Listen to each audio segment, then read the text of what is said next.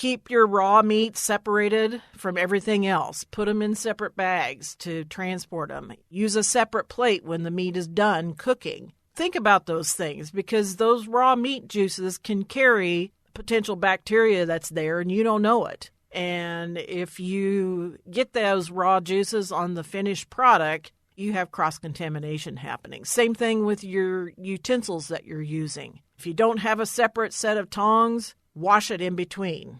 Use it to put the meat on the grill, wash it, and then use it again to take the meat off the grill or turn it or whatever. Those little tiny steps like that can really save a lot of problems. September is National Food Safety Education Month. According to the Centers for Disease Control and Prevention, every year 1 in 6 Americans, or 48 million people, get sick, 128,000 are hospitalized, and 3,000 die from eating contaminated food. However, there are 4 steps that can dramatically reduce the risk of getting sick from a foodborne illness. On today's Sound Living, the steps to help prevent food poisoning. Sound Living is a weekly public affairs program produced by Research and Extension at Kansas State University. I'm Jeff Wichman. Kansas State University food scientist and coordinator of the university's Rapid Response Center, Karen Blakeslee, says the first step is something we talk a lot about, having clean hands. Karen, National Food Safety Education Month is here, and as we always mention, the first line of defense is having clean hands. Absolutely. That is your number one defense because your hands can hold a lot of germs and dirt and everything, even under your fingernails. So you should never forget to clean your fingernails and get under that. But washing your hands is so important, especially after you've been outside and handled animals or your pets or whatever. Even while you're prepping the food, wash your hands more than once, especially after you've handled like raw eggs or raw meat or anything like that, because that'll help prevent any cross-contamination. So never forget to wash your hands. It only takes 20 seconds, soap and water, warm water. Scrub them, get those bubbles going because the bubbles really do pick up the dirt and take it away. And it's a very important step to take. And there is a difference between hand washing and hand sanitizing. Absolutely. Hand washing is the best. Hand sanitizers are a substitute, but they don't work very well unless your hands are clean to start with. They can be used in a pinch, but it's best to wash your hands first and then use a hand sanitizer. You know, we've got football season coming up, especially around here. It's a big thing. Not just here, but everywhere, with high school football and other universities across the state. And people like to tailgate. So washing your hands, how do you do that when you're out in the parking lot? Well, there's several options you can take with you. Take along a separate jug of warm water and some soap. If you have a squirt bottle of soap that may be half empty, add some water to it, and then you've got a soap and water mixture like that. Or if you use a jug with some warm water, put the soap in it already, and that's your designated hand washing station. Take along some wet washcloths in some baggies and have those available. Even using wet wipes, things like that, that'll work. Be mindful of that. And so that way everybody's got some good clean hands before they handle food. Another of the recommendations from the CDC is making sure that we're separating those raw products from our other foods. Yeah, so going along with the tailgating theme here, you know, we like to cook a lot of hamburgers or even steak or chicken or things like that. Keep your raw meat separated from everything else. Put them in separate bags to transport them. Even when you're at home, keep your raw meat separated from everything else. Use a separate plate when the meat is done cooking to take it off the grill if you're grilling it. Think about those things because those raw meat juices can carry potential bacteria that's there and you don't know it. And if you get those raw juices on the finished product, you have cross-contamination happening. Same thing with your utensils that you're using. If you don't have a separate set of tongs, wash it in between. Use it to put the meat on the grill, wash it, and then use it again to take the meat off the grill or turn it or whatever. Those little tiny steps like that can really save a lot of problems. This is probably also a good time then to talk about keeping cold foods cold and hot foods hot. Yes, exactly. And summer is not over with, so we do need to be mindful of that. Even just at home, keep your cold foods cold and your hot foods hot. What does that mean? We want to keep things cold below 40 degrees, which is like refrigerator temperature, and keeping foods hot above 140 degrees. So whether you're at home or out in the middle of a parking lot or still out working on the farm, you still need to think about those things. Keep those ice chests cold. Use a lot of ice or the ice packs, the frozen ice packs. You can even freeze water bottles and use those as ice packs. And then you can have ice cold water when you're ready for that too. If you have leftovers, get things chilled down. That's the key there. And the rule of thumb is, since we are still in summer and it's going to get hot again, we got to be mindful that the hot temperatures can really heat up food quickly. So if you are outside, you're having a picnic or a tailgate party, and it's above 90 degrees, you want to get the leftovers chilled within an hour. Otherwise, 2-hour rule is the key for leftovers, and get them on ice or back in the refrigerator, whatever method you need to use to get things cold. That's going to save you a whole lot of problems. If the food is still hot, divide things up. Put them into separate containers, shallow containers, or even reclosable plastic bags, and get those things on ice, and they'll chill down rather quickly. And that's important to do that. In terms of cooking, if you are doing tailgating, if you're just having a picnic, grilling outside, we need to keep certain temperatures in mind. Yeah, and we used to have a whole lot of temperatures to remember, which was really confusing for everybody, including me. And now it's narrowed down to 3. For any steaks, roast chops, like pork chops, for example, the minimum internal temperature you're looking for is 145.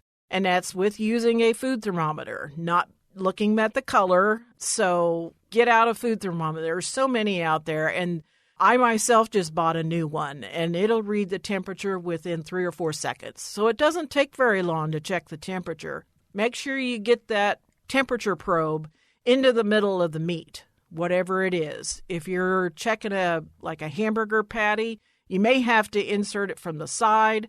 If it's an instant read thermometer like most digital ones are, you can insert it from the top. So 145 for steaks, roasts, and chops.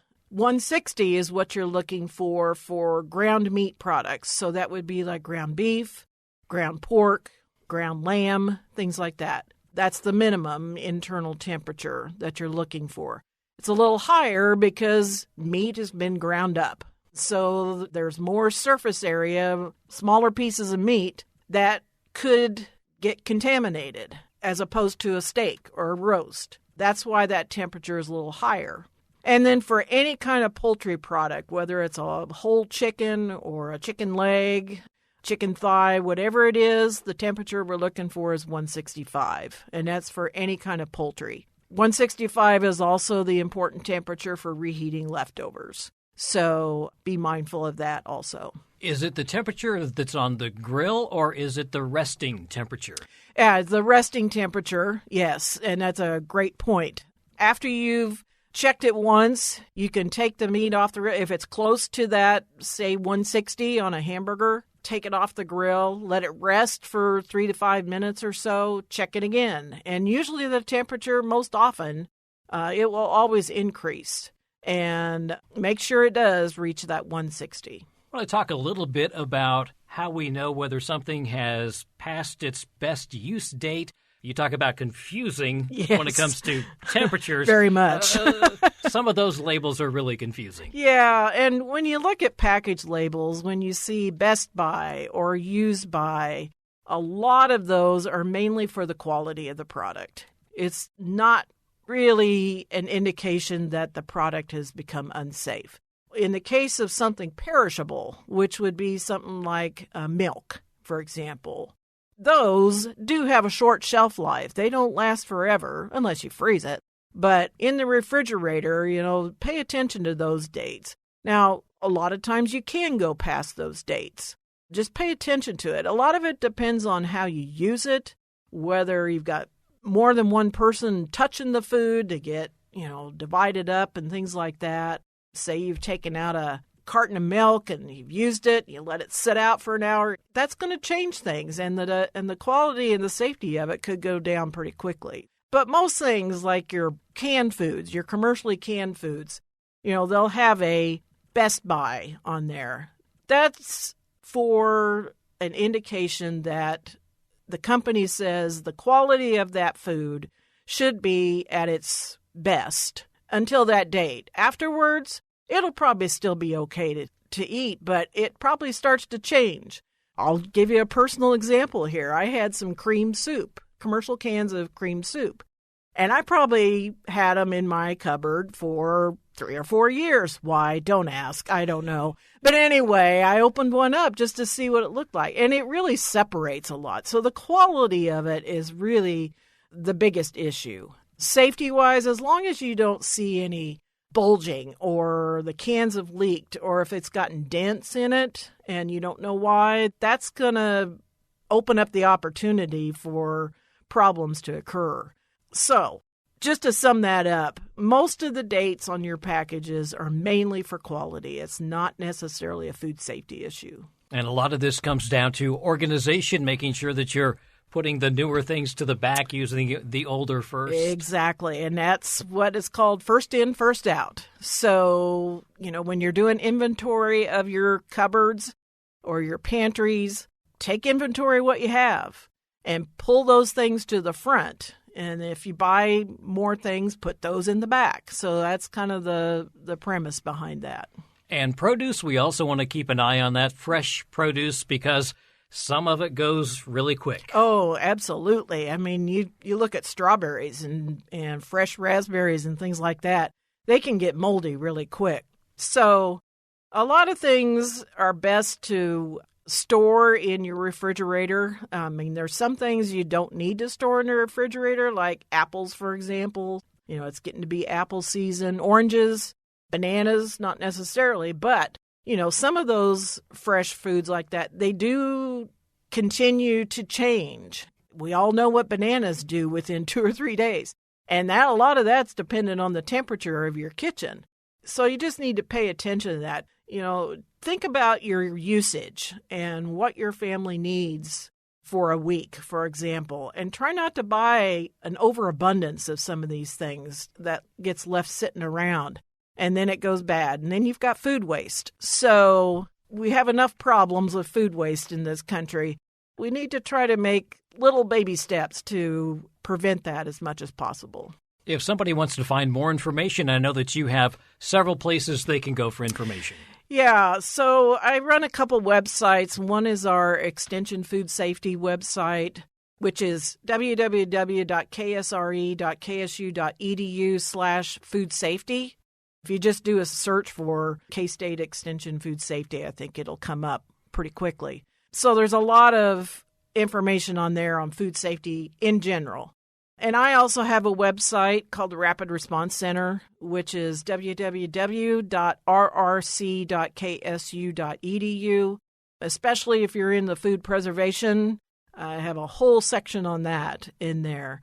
But also follow us on social media like Facebook and Instagram. We put out lots of information on that. And especially with Food Safety Education Month coming up, we'll be putting out some information through those channels. And the You Asked It will also let people know about recalls and other things. Yeah. So I try to put recalls out on Facebook and Instagram, but I also have a newsletter called You Asked It. And you can find all those on my website, the Rapid Response Center website, and look at the stories there that talks about a whole variety of things that are food related.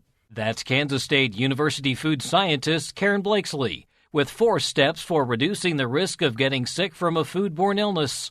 Again, for more information, visit the university's Rapid Response Center at rrc.ksu.edu